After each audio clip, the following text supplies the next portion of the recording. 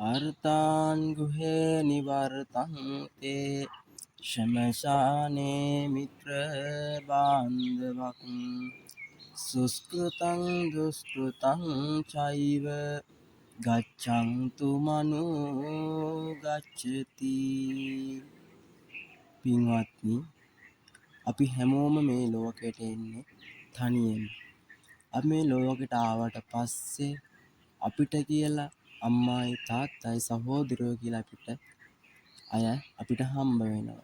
ඒ වගේම මේ සමාජය තුල ජීවත් වෙනකොට අපිට යාළුවෝ මිත්‍රයෝ අපිට නොඑක් විදිහේ තරාතිරම් වල මිනිස්සු අපිට හම්බ වෙනවා.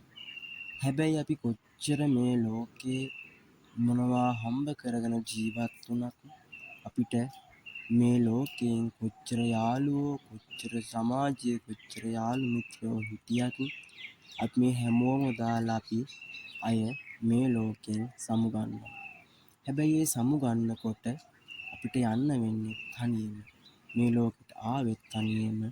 අපි යන්නේ තනියම.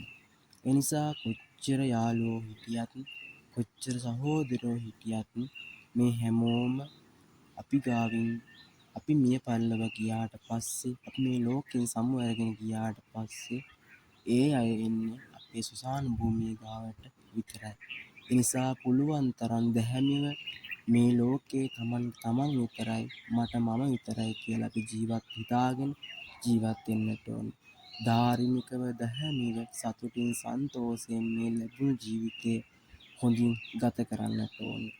එහෙමනම් අපි හැමෝම මෙන්න මේ ටික මතක තියාගෙන හොඳින් මේ ලැබුණු ජීවිතය පුළුවන් තරම් උත්තරීතර මේ මනුෂ්‍ය ජීවිතය පුළුවන් තරම් හොඳින් පුණ්‍ය ක්‍රියාවන් සිද්ධ කරගෙන ජීවත් වෙන්න. එහෙම වුණොත් තමයි අපිට තවත් හොඳ ආත්මයක් ලබා ගැනීමට පුළුවන් වෙන්නේ.